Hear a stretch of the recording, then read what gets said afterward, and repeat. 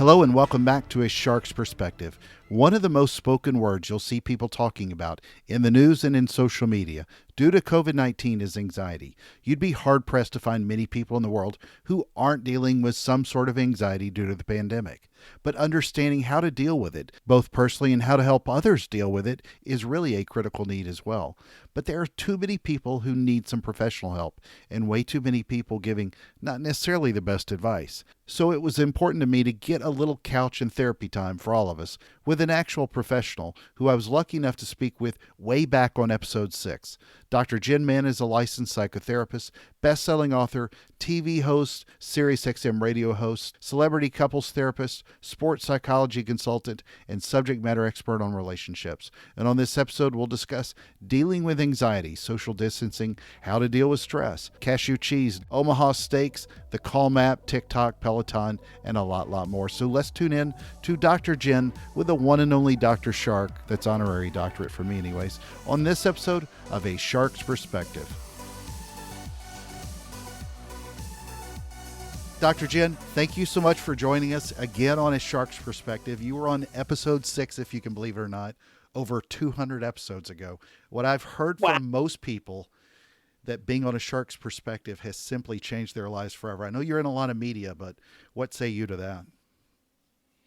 Oh, look, Be I, nice. I think I think that you do an amazing job getting the word out and interviewing from different perspectives. And I think that um, anytime I have the opportunity to get the word out about what people can do to have healthier relationships, to be healthier themselves, I'm always Yeah. grateful for the experience. And you've done a fabulous job with your podcast and getting the word out to people. So it's always an honor to work with you. Well, thank you. And checks in the mail. But, we talked about relationships. We talked about performance before. But, one of the things that I really wanted to reach out to you about as a therapist, and I don't go to therapy, I'm all for anybody that does go, but it seems to be that the only word used more in the English language today on social media or TV, other than COVID-19 and coronavirus, is anxiety.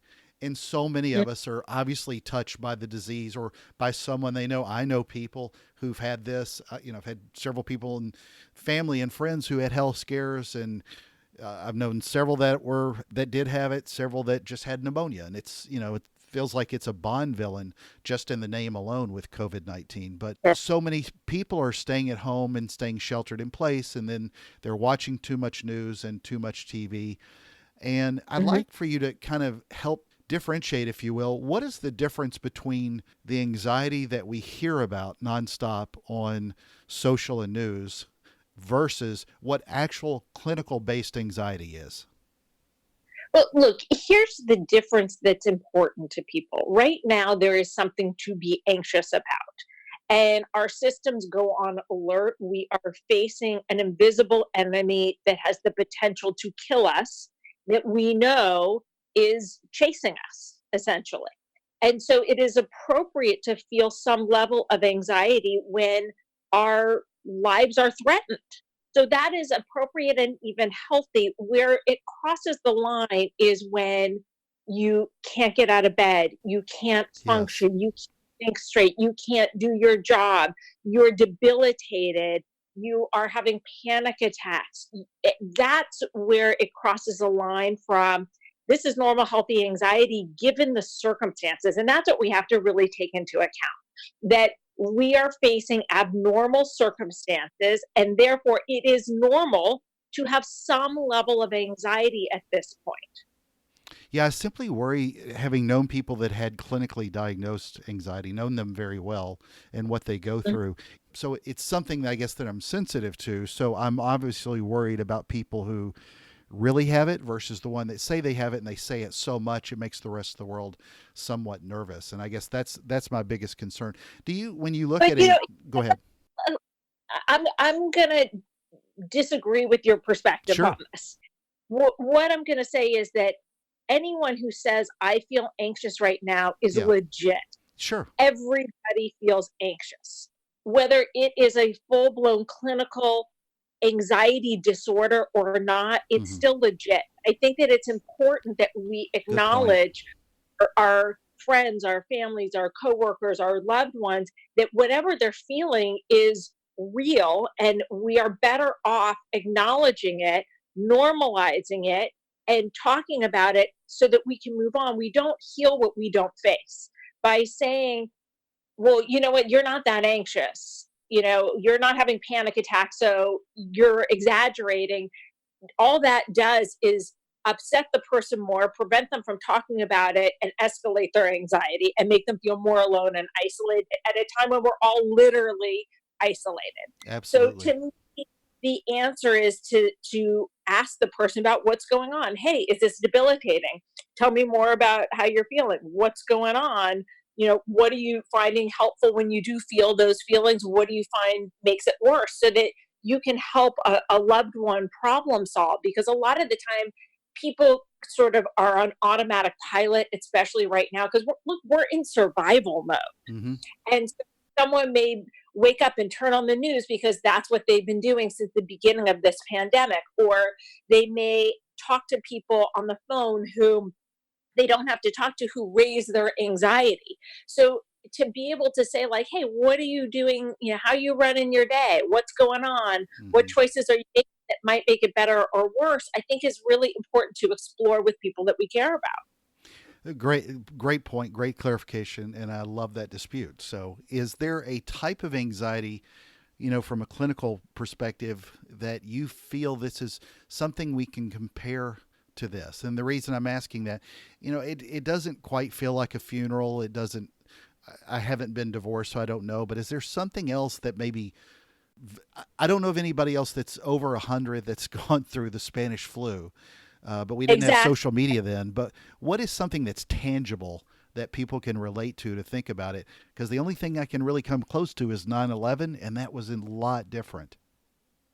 I don't think there's anything in our lifetime that we can compare it to that has touched us. I mean, perhaps you can say, in other places of the world, Ebola or Yeah, SARS or something like that. But really, part of the reason why this is so extraordinary, so hard to wrap our minds around, so um, massive psychologically, is that we have nothing to compare this to. And one of the things we're talking about a lot, and I'm sure your friends are, and your family, and everyone is how does this end?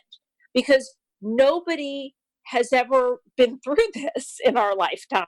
So we don't know, how does a pandemic end, and how does a pandemic end in a modern day society where people get on planes, where people go places, where people encounter each other. So, on one hand, we're very fortunate that we have the internet, that we are able to spread the word quickly about sheltering in place, about face masks, about washing hands, about all that stuff.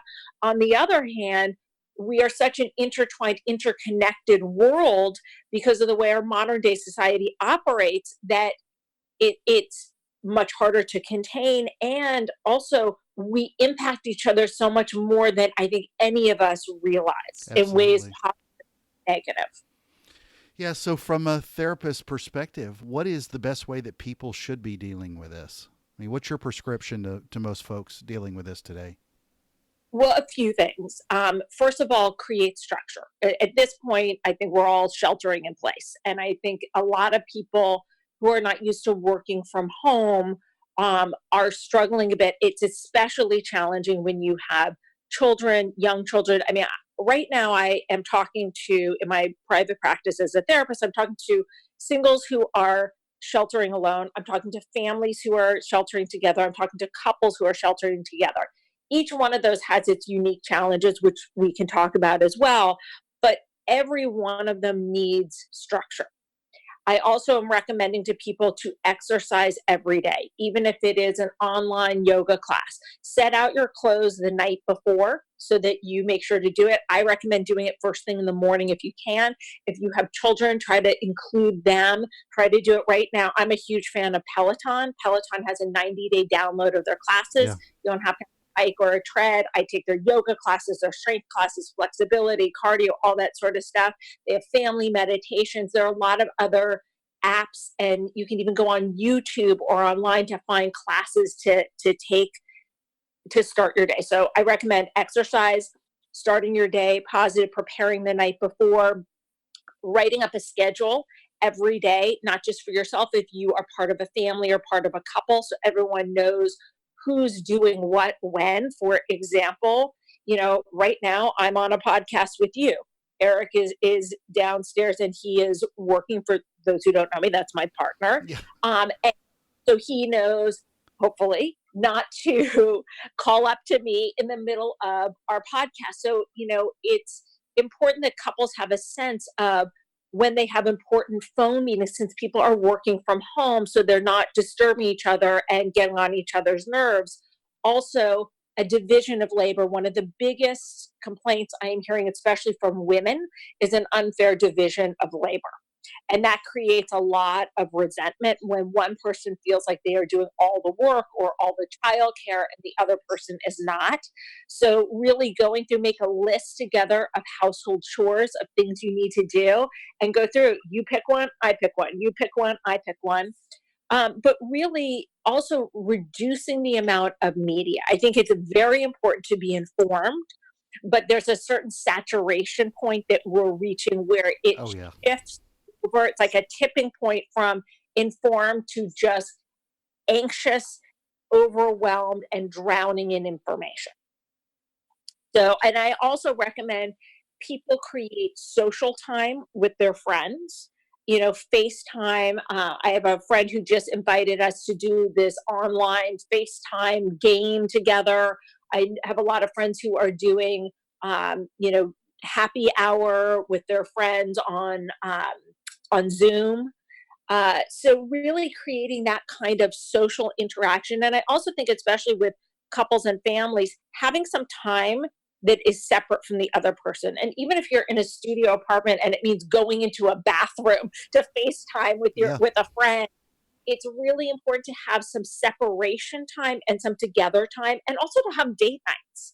I think that the power of date nights are really underestimated right now because we're so stressed, and to also have coronavirus free conversation Yes. map to be like, for the next hour or the next 2 hours, let's have no conversations about the virus. I know, for example, Eric and I had a date night on Saturday night where we had a virus-free evening.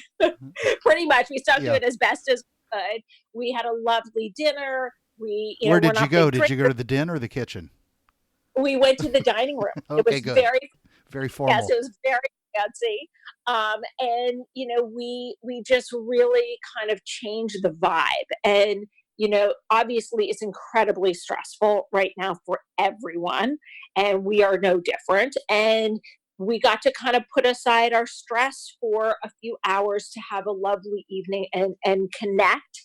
And that's really important in this day and age. I posted a picture on my social media, because I try to really show people, I'm not just talking about this stuff. I'm going through it with you. Yeah. How do you help people then look at this, especially with your patients, if they're already going through anxiety? You just address everything Sure, that dealt with the at home situation, which was like sure. perfect. But Yeah, people are dealing with a different, yeah, external anxiety that comes from the lack of touch with their employers. yeah. And also, I'm talking to a lot of people who are worried about losing their jobs, who have had to take pay cuts, who are worried Exactly. their company going under. Look, I'm a big fan of the serenity prayer. God grant me the serenity to accept the things I cannot change, the courage to change the things I can, and the wisdom to know the difference. And Amen. whether you're so religious or not, to me, this is kind of a cornerstone of how we have to deal right now. That we have to really recognize what are the things that are out of our control, and we have to work on letting those things go. And we have to look at what are the things I can control. What we can't control is how hard we work, how well we perform given the constraints that we are under. That there's only so much that we can do, and we need to make sure we're 100% in the game, that we're not letting our anxiety prevent us from doing a good job, distract us, preventing us from taking care of business. Because right now we want to be the employee who is working their butts off, that is impressing people, that is showing their loyalty to the company, because then you're going to be the last one to go when it comes time for them to let people go. So that's really important. um, proving your value and your worth. And then also, one of the things I'm talking to a lot of my clients about and my friends is that right now we have to be so in the moment. And what I mean by that is we have to ask ourselves questions. Right now, do I have a roof over my head? Right now, do I have food to eat? Right now, in this very moment, am I okay? And sometimes we have to take it 1 minute at a time, 1 hour at a time. We have to take it in small increments, because one of the things that makes our anxiety go up exponentially is we start living in the future. We start looking at what's going to happen in the future. Am I going to lose my job? Is this going to happen? Is that going to happen? It's out of our control, and worrying about it is not going to change the outcome. Yes, we have to prepare. We have to make sure that we're making good choices. This is not the time to, you know, splurge on an expensive handbag when you're not sure if you're going to have a job next week. So, in that way, it's important to think about it. But we need to really stay focused on doing our jobs and performing. How much of this anxiety do you think is generational by nature? Um, I think that at this point, everybody is anxious. Yeah, I but think every generation do is you anxious. see older people being able to deal with it any better than younger people who may have been socially distant for a lot of years because of phones and social media rather than now wanting to be together with each other physically? Um, no, I mean, look, I'm seeing grandparents miss their Oh, yeah. children and their grandchildren. I'm seeing 20 somethings, frustrated that they can't date and hook up Yeah. and go out with friends and everything in between. I'm seeing, my own teenage daughters frustrated that they can't go and do a sleepover or hang out at the mall or go ice skating with their friends. So I think every generation is hit by this in a very significant way. And I do really believe that this is going to have a long term impact on our psyches for generations to come. One of the things, and I'll bring up your Peloton example, made me think of Mhm. it, is this morning I was watching TV. Or at least I had the TV on. I was watching in the background, and I rewinded it after the DVR after seeing Good Morning America, and they Mhm. had Robin Roberts was interviewing someone who I believe was a motivational Peloton instructor. I'm not sure what her title was, but the lady was great, and I'm sure she's more than qualified to motivate people on bikes, and I'm sure she has a huge following. But it made me think of a lot of people out there that are giving advice. Do you ever worry that some of the advice that's out there, I mean, we have the same problem with medical advice, getting it from the wrong places. Do you worry at all about the advice that people have for their mental health today and where they're getting it from? Because, if you've got a lot of followers in a platform, somehow a lot of Sure. people feel they're qualified to give mental health advice when you know fully well that they are not. Look, the answer is yes and no, and I have a feeling probably the person who was on was probably Robin Arzon, who is the head Peloton instructor, who's incredibly Yeah. inspirational And and by the way, amazing. she was great. I heard Yeah, nothing she say yeah, that was wrong, but yeah, it just sort of yeah, sparked a thought in my brain. yeah.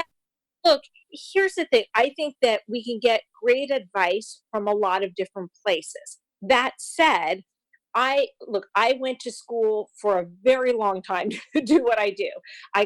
Spent 2 years getting a master's degree, 4 years plus a year to write a dissertation for my doctorate. I did 3,000 hours under supervision, had to pass a written and an oral exam that at the time had a 14% pass rate in order to do what I do. Where I worry more is about life coaches that, well, there are some good ones out there.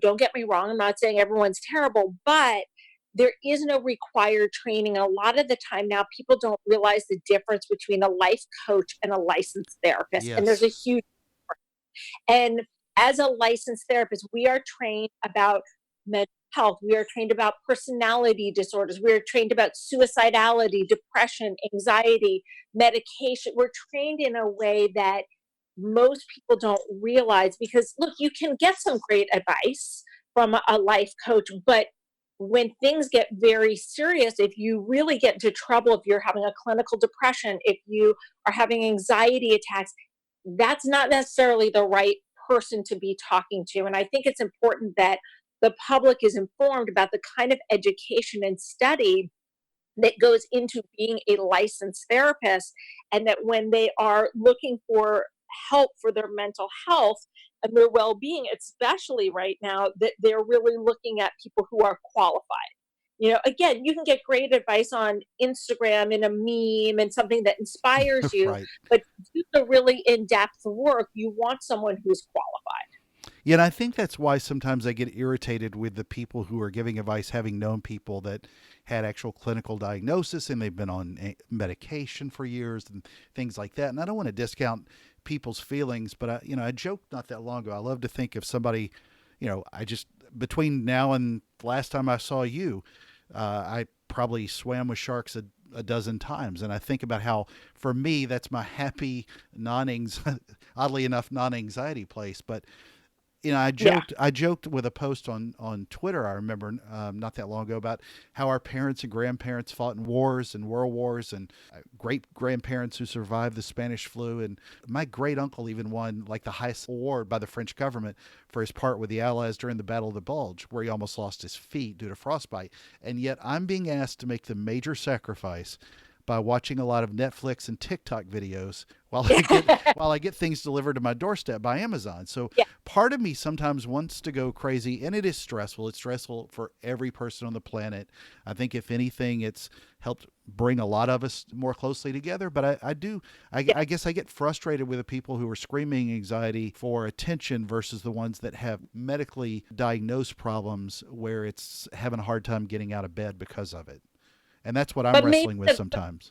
but maybe the people who are screaming for attention need the attention for some other mental health Yeah, that's true. reasons. That's a great I point. think we're very complex creatures, and I think we're always trying to get our needs met in order to survive. And I think that some of those people maybe feel really isolated. Maybe they do feel like they need the support to get through this. And yet, look, you bring up a great point, and we're very fortunate. There are a lot of people who are on the front lines, whether it is the person delivering our Amazon package, or our garbage man, or our nurses, Oh or my gosh. doctors, Yeah. or grocery clerks. And I'm talking to a lot of those people as well, who are saying, I have to go to work. And I was talking to a doctor the other day who was saying, there are a lot of people here who have the virus, and we have to keep working regardless until we have symptoms that are so bad it's debilitating. It's assumed that we all have the virus and we have to keep working, otherwise there's no one to take care of sick and dying people. So I get what you're saying, and that's one extreme. And at the same time, it's legit Yeah. to be home and to be frustrated and to be going a little stir crazy and to feel overwhelmed. I was talking to someone with a toddler who's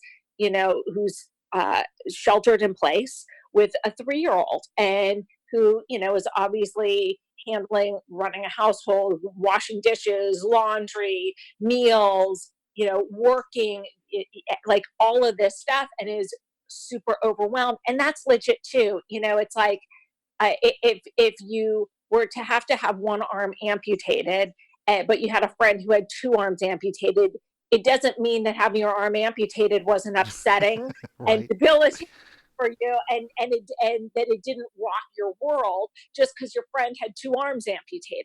And it's an extreme example, but it's very relevant to what we're going through. Whatever you're going through in your world is legit.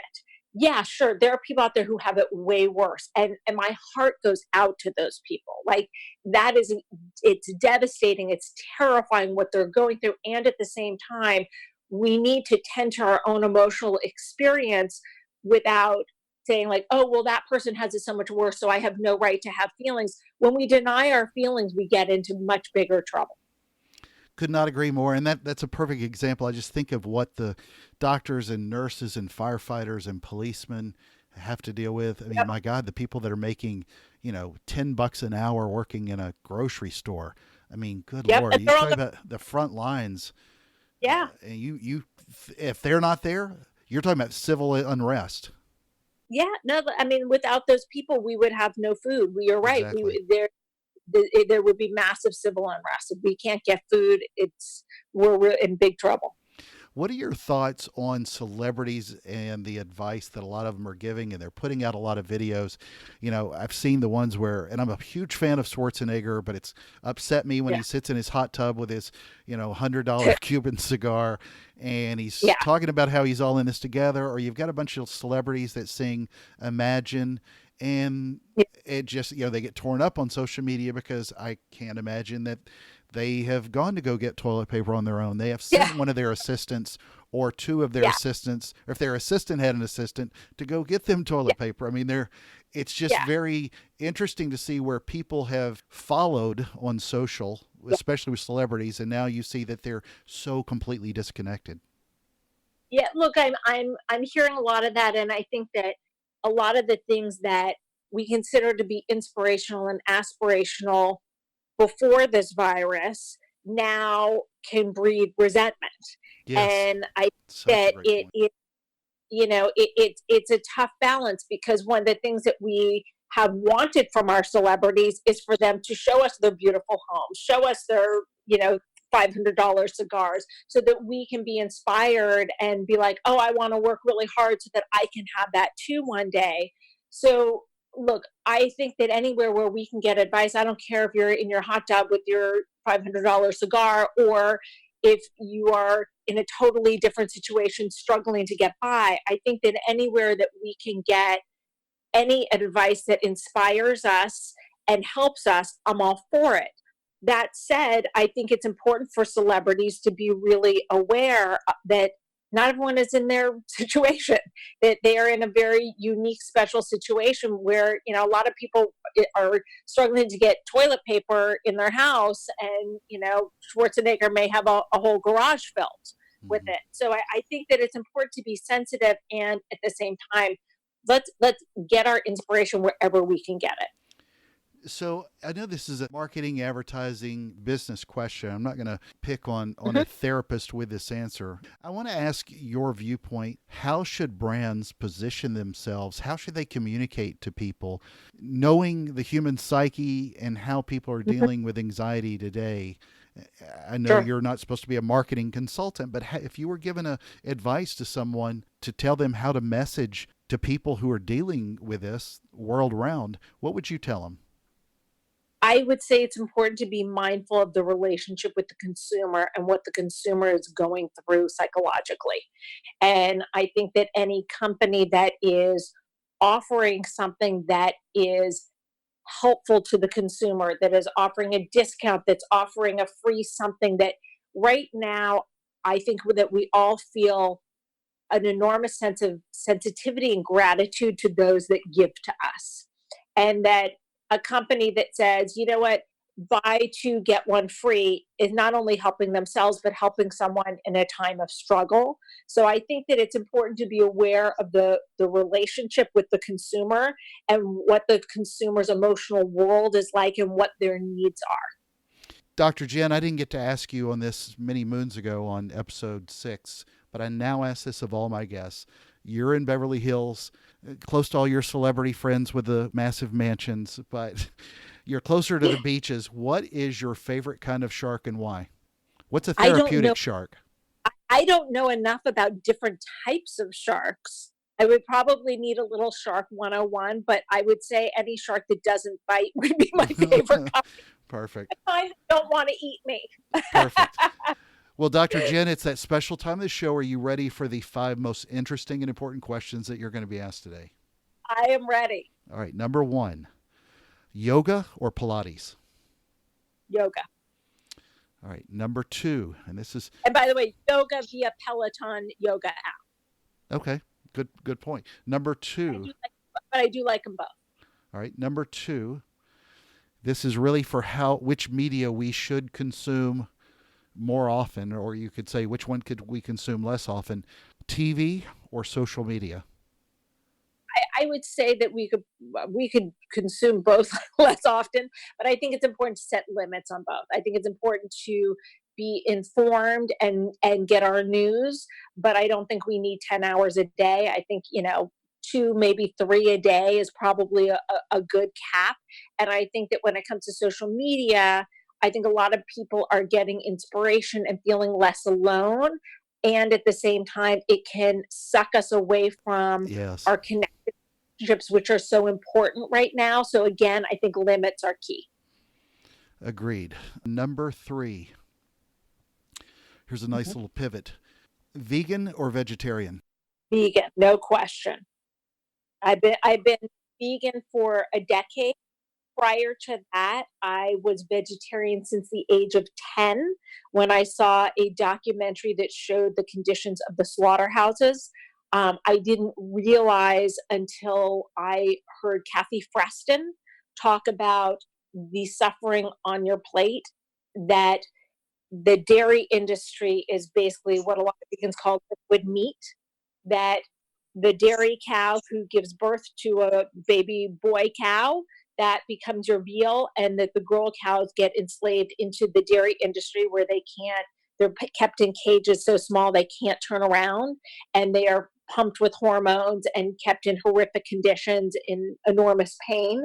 So to me, there's no question vegan is the way to go. Not to mention that studies show that vegans live on average 15 years longer than meat eaters, and vegetarians 6 to 7 years longer. So I'll take the 15 years, please. Okay, let me make a note real quick to not send you that gift certificate to Omaha Steaks. So For sure. yeah, Yes. No, I will. number four, best app to use to make somebody smile right now or feel better about the world: the Calm app or TikTok. I'm more of a Headspace fan, but really my favorite app is Peloton. Okay, So, fair enough. I mean, I like Calm. My kids are obsessed with TikTok. I'm on TikTok. You can find some videos I've made, but really, for me, the Peloton app has been my saving grace through all of No this. kidding. All right, number Yeah. 5, and the most important question that you're going to be asked today is biscuits Mhm. or cornbread. Ooh, that's tough. As long as it's vegan, I would probably say cornbread. But this is the toughest question I've been asked to date. Um, I'm thinking biscuits with vegan butter. This is very hard. Can I have both? No, it's Sophie's choice. You got to pick one or the other. I Oh, don't know how you eat biscuits with a vegan gravy though. you, there's vegan gravy and it's fantastic. There's vegan everything. I Like you, know. like you can be vegan with no deprivation whatsoever. Um, Yeah, you you lost me know, at cashew cheese, so I'm sorry. oh my, have you tried Miyoko's No. cheese? It's phenomenal. Try Miyoko's Creamery. It's some of the best cheese around. There's so many great cheese companies now. Cheese has come a long way. I thought that I could never go without cheese, but the vegan world has exploded with great cheese options. Interesting. All right, so Dr. Jen, where can people find out more about you, follow your thought leadership in the space, get some therapy, and more? You can find me on social media, Twitter, Facebook, Instagram, Snapchat, and even TikTok at Dr. Jen Man, DrJennMann, 2 N's on Jen, 2 N's on Man. You can also check out my weekly InStyle magazine column called Hump Day with Dr. Jen. You can check out my books. My most recent one is called The Relationship Fix, Dr. Jen's 6-step guide to improving communication, connection, and intimacy. I also have some parenting books. Got a website, drjen.com, spelled out DOCTORJENN.com. But, I'm very active on social media. Well, Dr. Jen, thank you for this time on the couch with me and for being with us today on A Shark's Perspective. Thanks so much for having me.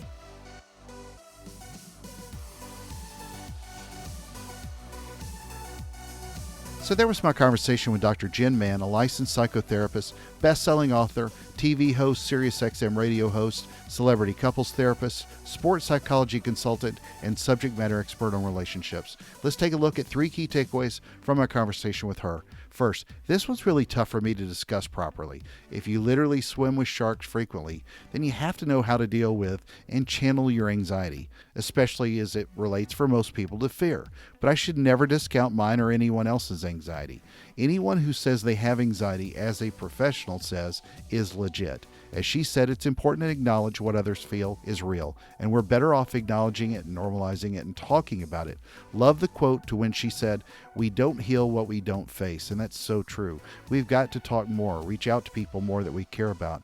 I hope we'll stop saying socially distant soon and just make it physically distant. And when I complain about hearing some people go on and on and on about anxiety, it just bothers me because I've known a lot of people who had clinically diagnosed anxiety and regularly take medication. A lot of them are in a constant state of pain, if you will, and I just hope that we learn to understand what the differences are. Like I said, our parents and our grandparents fought in wars, and great-grandparents who survived the Spanish flu. So the sacrifices we're making watching a lot of Netflix and TikTok, well, we can handle this. But I love the tough comparison as well of an amputee versus a double amputee. Is a single amputee's pain or stress, if you will, any less important because they only lost one limb? Of course not. And her point was that if it matters to you, then it's important. My own friends know that if they're in pain and they're anxious, then I'm there for them always, because whether it's one form of anxiety or another, you've got to take care of your friends and your family. And if they need professional help, then help them get a licensed therapist and not a life coach. Second, I love her prescription, if you will, on how to deal with this. 1, create structure. 2, exercise every day, even if it's an online yoga class, Peloton, meditation, whatever. 3, preparing the night before with some positive motivation.